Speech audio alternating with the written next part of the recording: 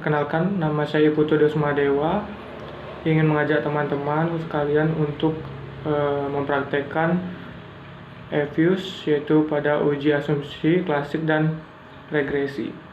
Nah, kali ini saya menganalisis terkait uji dari upah per jam, Gini ratio, dan juga kemiskinan, di mana upah per jam dan Gini ratio itu termasuk variabel X dan kemiskinan termasuk variabel Y. Nah, langsung saja kita akan berlatih melakukan uji asumsi dan regresi dengan EFUS. Nah, kita masuk pada aplikasi EFUS, tinggal klik create a new EFUS file. Nah, kita di sini akan disuruh memilih tipe-tipe datanya seperti apa. Nah, kita akan menggunakan data 34 data provinsi di Indonesia dan juga di tahun yang sama. Nah, kita menggunakan abstracted. Nah, kita mengisi observasinya itu adalah 34 data. Kita klik aja 34. Setelah itu kita oke. Nah, udah oke, kita masuk pada datanya itu dengan klik quick empty group. Kita masukkan datanya dari Excel, di copy terus dimasukkan di paste. Nah, udah, kita ganti seri A menjadi X1. Nah, datanya udah dimasukkan. Kita jangan lupa untuk melakukan estimasi terlebih dahulu. Kita klik quick estimate, kita masukkan yang ini ke sini, Y, C, X1, X2. Kalau teman-teman punya variabel lebih dari 2, bisa dimasukkan di sini dengan jumlah data yang kalian punya. Dengan metode LS, sampel 1-34, klik OK. Nah, muncul data seperti ini. Ini data yang belum bisa dianalisis dan kita harus melakukan uji asumsi klasik terlebih dahulu.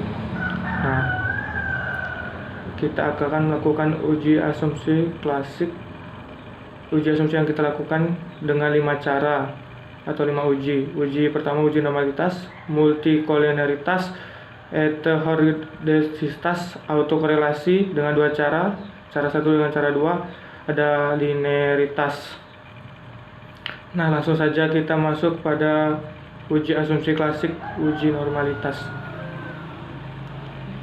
Nah, oke, kita langsung saya mulai saja ke langkah yang pertama. Dengan langkah uji normalitas, dengan caranya adalah kita kembalikan dulu ini data yang tadi. Kita harus analisis. Kita klik view. Setelah klik view, kita pilih residual. Nah, dalam pilihan residual ini kita memilih pilihan histogram normalitas test. Kita pilih dengan muncul hasil yang seperti ini. Hasil ini kita copy paste aja. Kita copy terus kita pindahkan ke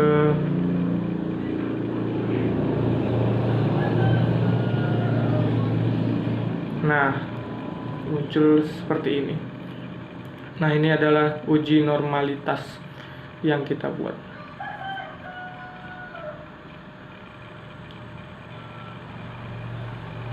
Yang kedua, uji multikolinialitas. Kita masuk lagi ke EFUS. Caranya adalah view. Kita klik view, confidence diagnosis. Habis itu varian invasive factor. Kita klik muncul ini, kita copy paste lagi, kita masukkan ke Word. Ini memudahkan kita untuk menganalisis. Nah, sesudah itu selanjutnya kita ke yang berikutnya, yaitu autokorelasi. Heterogeneisitas. Analisis di sini adalah dikatakan syarat uji normalitas adalah nilai probabilitasnya lebih besar daripada 0,05. Kita lihat probabilitas di sini menunjukkan nilai probabilitas 9,4 sekian. Itu adalah tandanya lebih besar daripada 0,05. Maka untuk data ini adalah lolos uji normalitas. Yang selanjutnya adalah multikolonialitas. Di sini dikatakan bahwa nilai FIF kurang dari 10. Kita lihat nilai di sini 1,009 sekian. Nah, benar adanya menunjukkan hasil kurang dari nilai FF kurang dari 10, maka dari ini lolos. Kita masuk pada uji autokorelasi. Masuk lagi ke EFUSE, caranya ada dua. Cara yang pertama, langsung aja cara yang pertama, tinggal masuk kepada EFUSE estimate, output muncul seperti ini. Ini untuk cara yang pertama. Nanti hubungannya kita masukkan di sini, yaitu dengan cara yang kedua.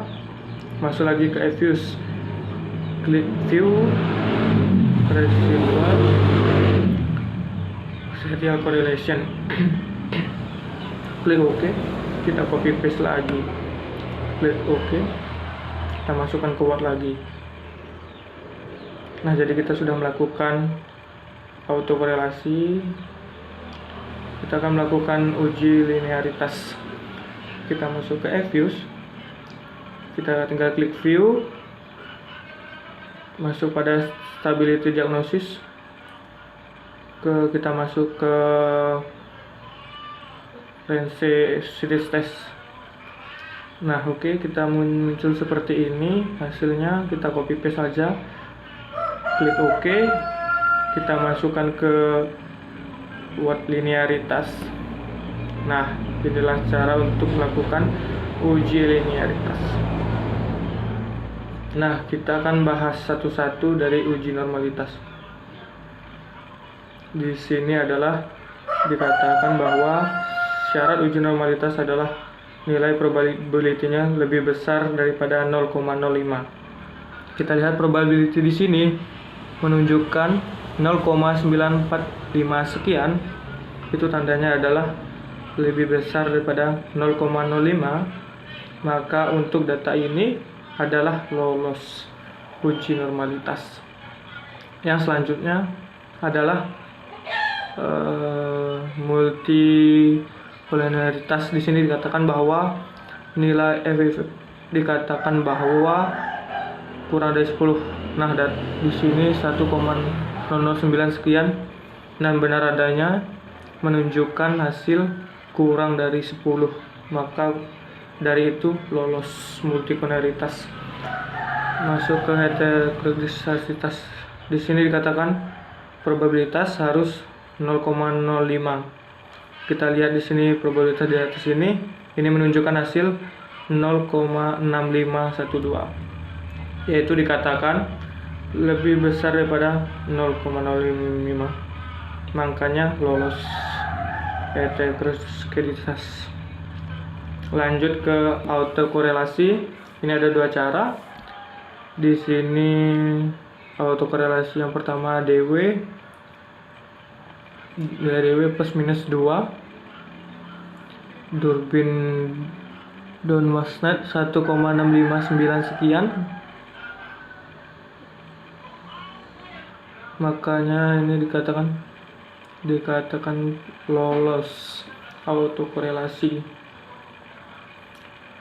Itu korelasi yang pertama. Yang kedua, persyaratannya probabilitas juga harus lebih besar daripada 0,05.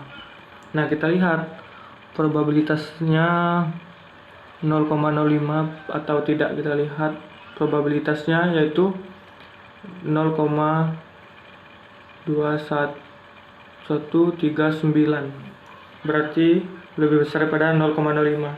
Maka dikatakan lolos dari uji yang kedua ini. Nah, sama-sama lolos, tidak ada apa-apa. Maka kalau salah satu lolos dari salah satu ini, kalian harus memilih salah satu yang sesuai dengan persyaratan. Yang terakhir, uji linearitas.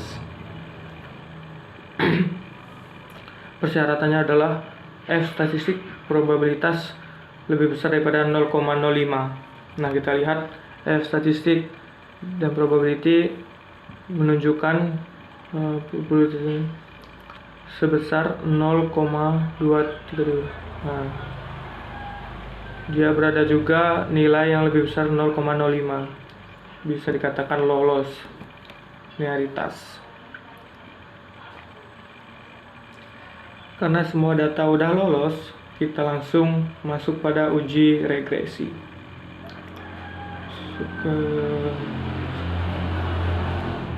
Kita akan masuk ke uji regresi.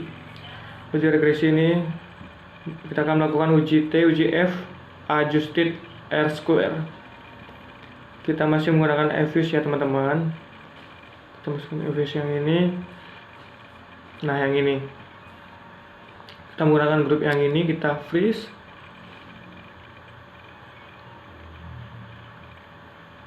Kita berarti masuk dulu ke quick estimate. Kita masukkan YC, X1, X2.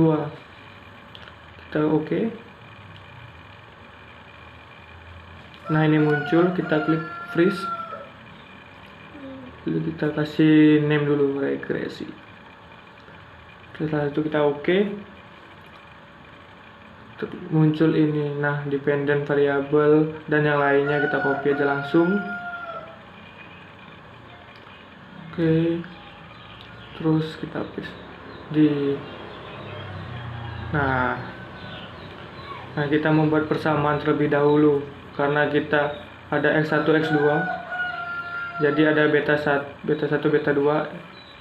Rumusnya itu adalah Y sama dengan A ini adalah konstantanya yang ini 71 671 2,1. Kita masukkan ke ini plus minusnya, kita mengikutnya koefisiennya. Di sini plus berarti plus 12,71. Di sini kita persingkat aja. Ini adalah persamaan regresinya, Y sama dengan A koefisiennya. Kita pindah ke sini, terus X1 di sini menunjukkan tanda positif. Positifnya juga ikut 12,7154. Yang kedua, X2-nya ini baru menunjukkan tanda negatif. Makanya di sini juga negatif. 1289172. Nah, di sini adalah persamaan regresinya.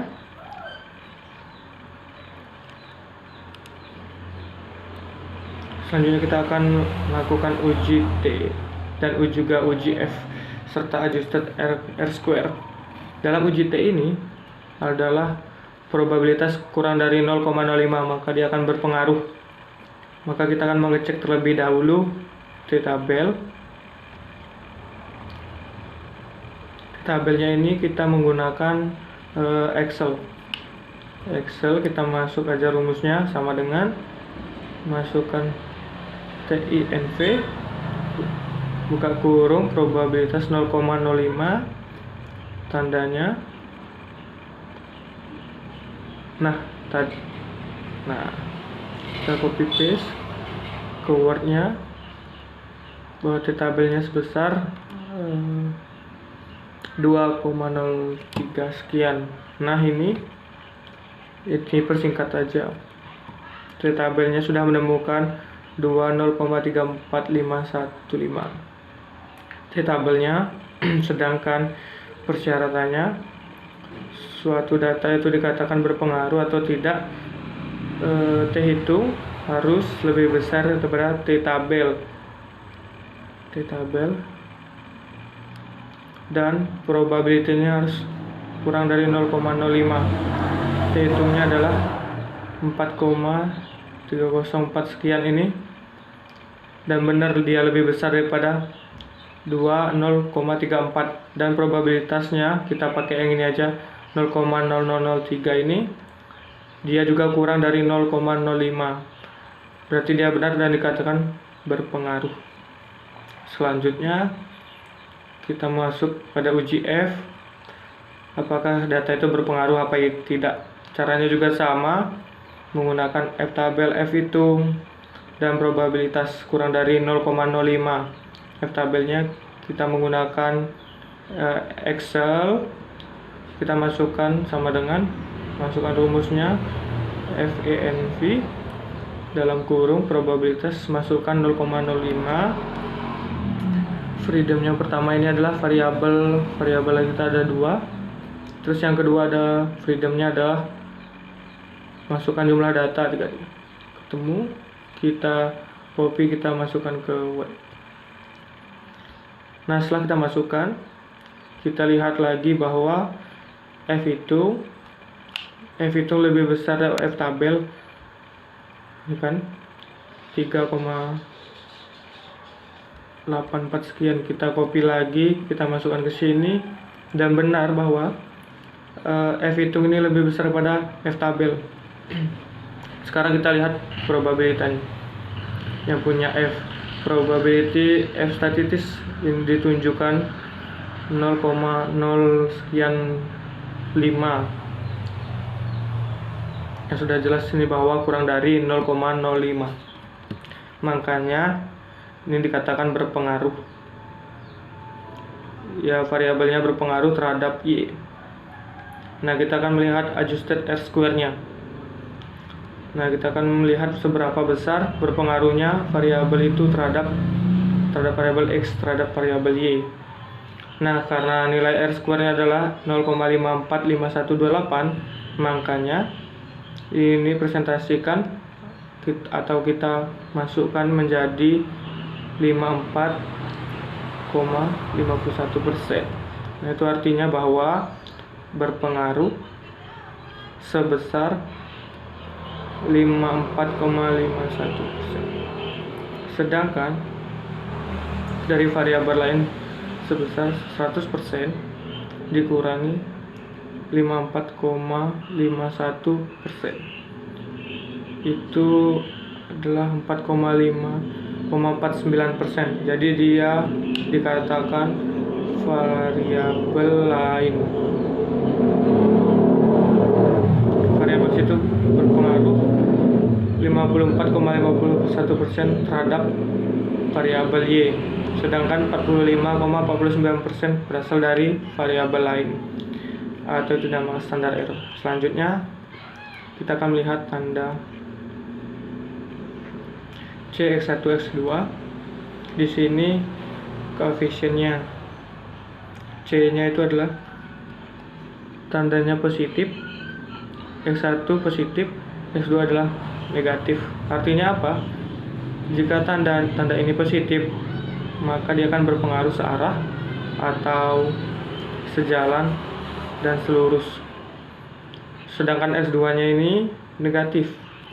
Negatif artinya berbanding terbalik, atau setiap X-nya bertambah, maka Y-nya akan berkurang. Ada juga yang mengatakan bahwa peningkatan sebesar 1% dari X akan mempengaruhi penurunan pada Y sebesar 99%. Jadi pada intinya adalah yang kita analisis kali ini, X2-nya adalah Gini ratio adalah kemiskinan. Itu X1 X2 itu berpengaruh 54,51%, dengan X1 ini mengarah pada positif, berpengaruh searah, dan X2 ini berbanding terbalik. Nah, ketika Gini ratio ini mengalami peningkatan, maka kemiskinan akan mengalami penurunan. Begitu menurut teori dari asumsi yang kita lakukan. Sedangkan variabel lainnya, standar error-nya sebesar 45,4%. Nah, baiklah, itu tadi kita sudah mempraktekkan uji asumsi klasik dan regresi pada aplikasi EFUSE. Jika ada kesalahan kata atau perbuatan, saya minta maaf. Sekian dari saya. Terima kasih.